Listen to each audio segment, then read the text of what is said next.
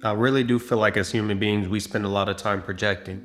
This form of projection eventually turns into a reflection of how we feel deep down on the inside. This is how we can all walk into a room and at first glance get a general idea of what type of person someone is, just based on the energy that they're projecting or what they're putting out into the world, without even having to say anything, the way that they carry themselves. So if we can find ways as individuals to have a general sense of the type of person that we would need in our lives, speaking in terms of our future selves, and mimic what that person would look like in this present moment, we can make it possible for us to show up for ourselves.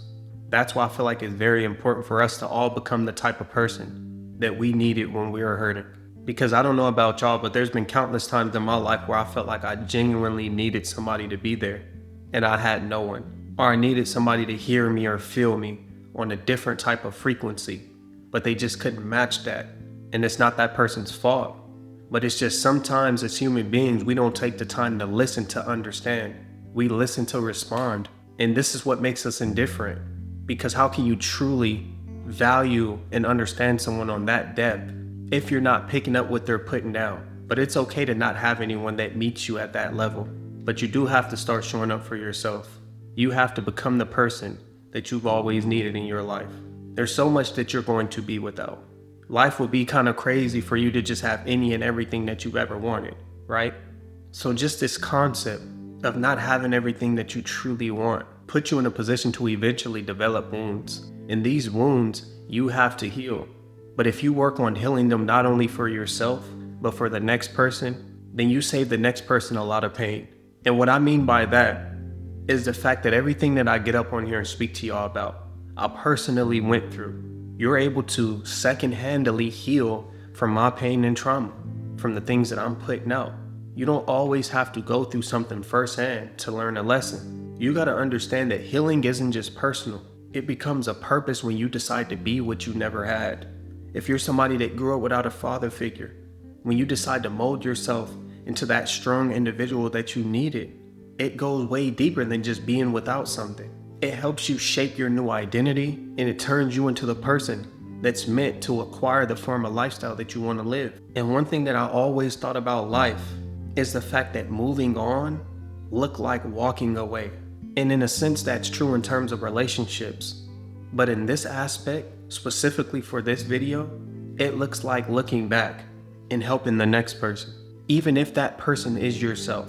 Do not leave yourself behind, because if you can't save and help yourself, how can you possibly save and help anybody else? It's very important for us to do the deep work for ourselves first, before anything or anyone else. The best motivation comes from people that have pain that was transformed, not pain that was hidden or swept under the rug for nobody to see. You have to embrace it. Embrace the way that you feel. You may feel low. You may be somebody that's going through some type of hardship. And that's okay. And one thing that personally helped me is because I realized that I was not alone. It may be bad for me, but there's always somebody out there that has it 10 times worse than you. So complaining should never be an option. But what I've learned, especially on this journey of doing YouTube, is that once you become that person for someone else, you give your pain purpose. Everything that I went through in my life, I used to think that it was just about me at that very moment. But it's about how many people you can impact after you fully heal from it. How many people will be able to learn from your trauma, your mistakes, and your hardships. Life is much bigger than just saving yourself. And you show other people that healing is possible by becoming a living example of what it looks like. I personally learned that healing is a choice. You have to make your mind up and then turn the other way. I used to think that it had something to do with time. You have to show up each and every day and do the deep work. The more that you put into it, the more you'll get out. And it's that simple. You gotta understand that the most powerful person in the room is the one that already walked through the fire and came back with a light. Still had that spark. Not somebody who's been broken down and beaten up, and now they don't have a sense of purpose anymore. With that being said, you have to see it through. You may be somebody who didn't have anyone. That's okay. When you lose that victim mindset, your entire life changes. Because I was that somebody. I didn't have somebody to call and talk to when I felt like I needed somebody. In high school, my mom didn't show up to none of my basketball games because she had to work to take care of her 6 kids. I felt like I needed somebody there. So I trained myself to eventually get out of that victim mindset, and I started to view what was really going on. And then later in life, I never wanted her to show up because I understood what not having anybody there does to you mentally, how it builds you up, how it makes you more resilient, how it makes you lean not towards needing somebody in the presence to be validated, even supported in that sense, but really just focusing on the outcome and you doing your job. And that's exactly what it did to me. And on a side note, we have to show up for those that we love. Just because you may be somebody who didn't have anyone or who lacks support doesn't mean that you have to raise your kids or even the people that you have around you, nieces and nephews, the same way. As humans, we're social beings. Do not take away from that. If you can show support, if you can show love, then genuinely do that and mean it. Don't just be there, because I made a video on this not too long ago as well. Everybody clapping is not supporting you. Everybody that's in your face may not be your friend, and that's okay.